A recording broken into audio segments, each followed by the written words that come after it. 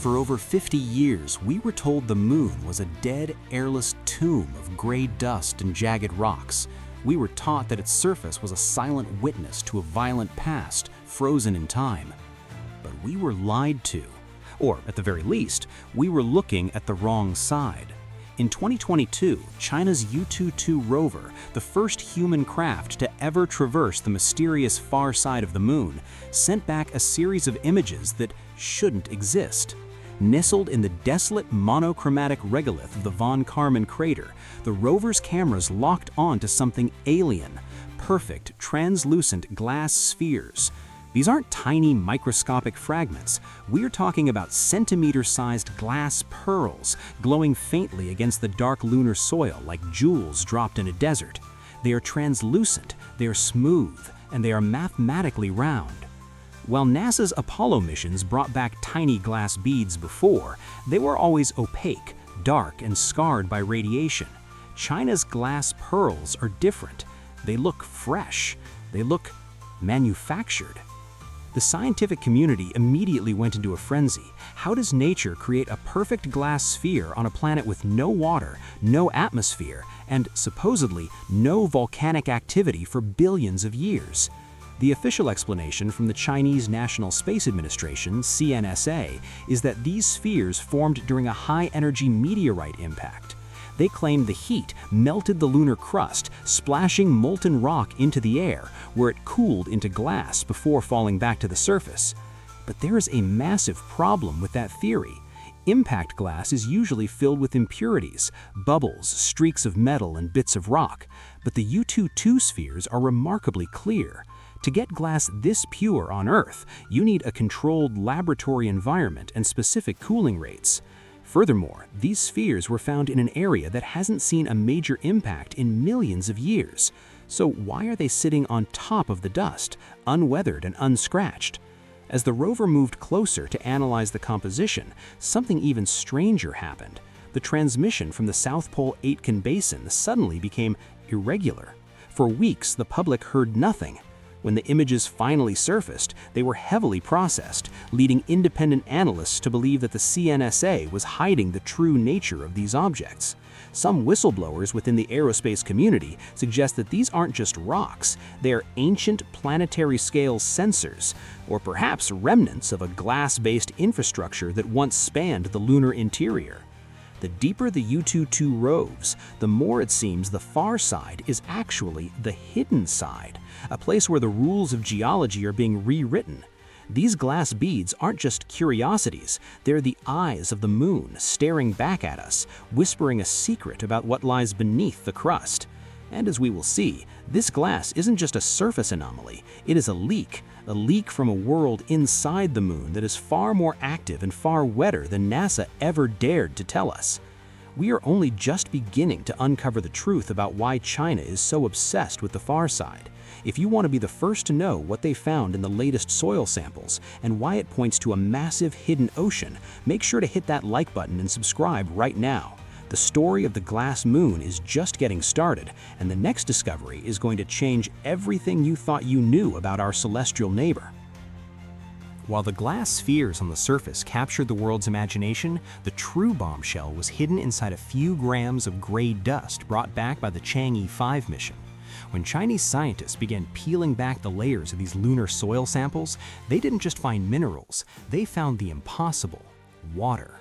But not on the way you'd expect. This wasn't ice hidden in shadows. This was water trapped inside the very molecular structure of the glass beads. And when they did the math, the scale of the discovery sent shockwaves through NASA and every space agency on Earth. We aren't talking about a few puddles. We are talking about an estimated 270 billion tons of water locked just beneath the lunar surface. For decades, the giant impact hypothesis told us that the moon was born from a fiery collision that vaporized all volatile elements. According to this theory, the moon should be bone dry. But China's discovery has effectively killed that narrative. These tiny glass impact beads act like microscopic sponges. They absorb hydrogen from the solar wind and react with the oxygen in the lunar soil, creating water and storing it safely inside their glass shells. This means the moon has a self-sustaining water cycle that we never even suspected. It's not a dry rock, it's a giant celestial reservoir. But there is a darker, more intriguing side to this data. The concentration of water in certain areas of the far side suggests that it's not just coming from the solar wind. Some researchers at the Chinese Academy of Sciences have proposed a radical alternative: outgassing. They believe that deep within the moon's mantle, there are still active volcanic processes pushing moisture toward the surface. If this is true, it means the moon's core is not cold, it's warm. And where there is heat and water trapped under a thick crust, there is the potential for something we never dared to dream of on the moon: hydrothermal environments. As China began releasing these findings, the international community noticed a strange pattern in the data. The highest concentrations of these water-bearing beads were found near massive gravitational anomalies, areas where the moon's mass is strangely dense. It's as if the water is being held there, concentrated around something heavy and metallic deep beneath the regolith. Is it just a coincidence of geology, or is the water being attracted to something artificial buried miles beneath the regolith? The implications are staggering. If the moon is sitting on billions of tons of water, it is no longer just a destination for exploration. It is the ultimate gas station in space. This water can be broken down into hydrogen for rocket fuel and oxygen for breathing. This discovery explains why China is moving with such unprecedented speed. They aren't just looking for water, they are mapping the lifeblood of a future lunar empire. A world that was once thought to be a desert is now revealed to be a treasure chest, and the glass beads were the keys that unlocked it. Discovery is one thing, but occupation is another. For the Chinese National Space Administration, CNSA, finding 270 billion tons of water wasn't just a scientific achievement, it was the green light for a colonial expansion. The glass pearls and the hidden reservoirs are located in the most strategic real estate in the solar system, the lunar South Pole and the deep basins of the far side. While the rest of the world watched NASA struggle with launch delays, China was quietly mapping something far more valuable than surface dust: the lunar lava tubes. These aren't just small caves. Some of these underground tunnels are miles wide, large enough to house entire cities. And here is where the story gets chilling. The areas where China discovered the highest concentrations of water-bearing glass beads perfectly overlap with the entrances to these massive underground voids. By securing the water, China has secured the life support system for a subterranean fortress. Protected by miles of solid rock from solar radiation and meteorite strikes, these lava tubes provide the perfect environment for a permanent, hidden presence. But why the rush? The answer lies in the chemistry. This lunar water isn't just for drinking. Through electrolysis, it can be split into liquid hydrogen and oxygen, the most powerful rocket propellant known to man. By controlling the water, China effectively controls the refueling station for the entire solar system. A rocket launched from the moon using lunar-produced fuel can reach Mars or the asteroid belt with a fraction of the cost and energy of a rocket launched from Earth. This isn't just about exploring the moon, it's about establishing a high-ground monopoly. This strategic move has sent shockwaves through the Pentagon and NASA. The Artemis program was supposed to return Americans to the moon, but China's rapid progress has turned it into a desperate sprint.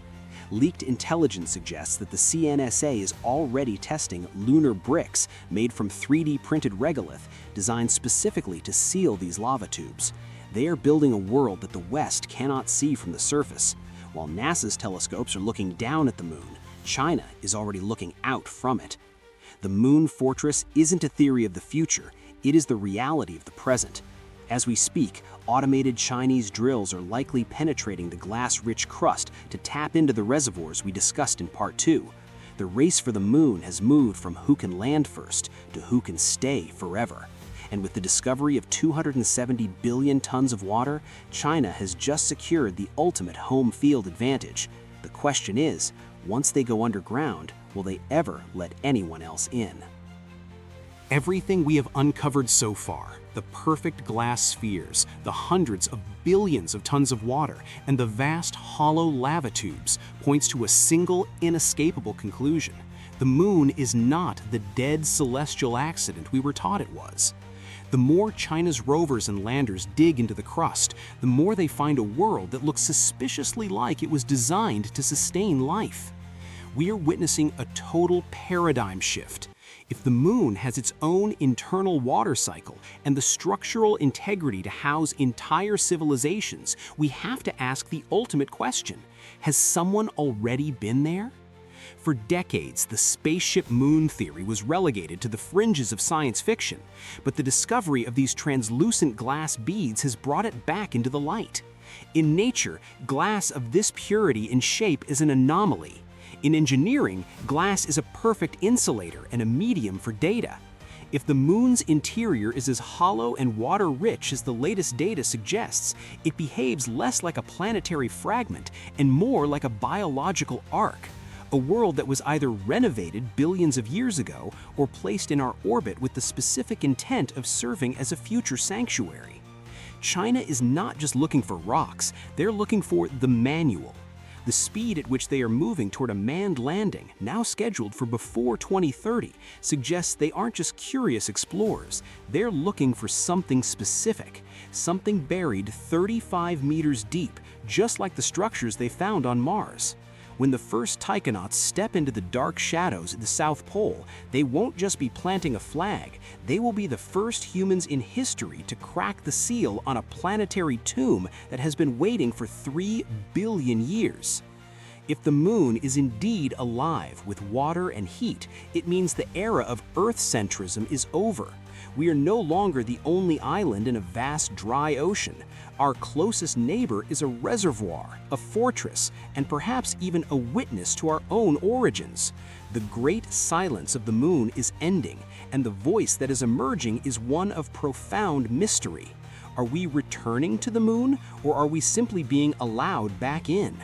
As the race between the East and the West intensifies, the truth is no longer hidden in the stars, it's hidden in the dust beneath our feet. The glass beads were the first clue, but they are only the beginning.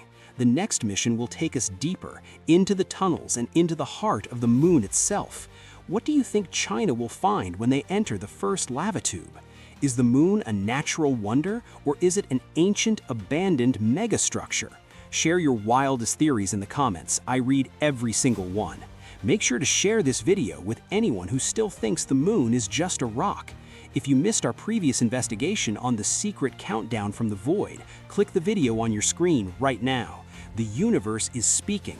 It's time we finally listened.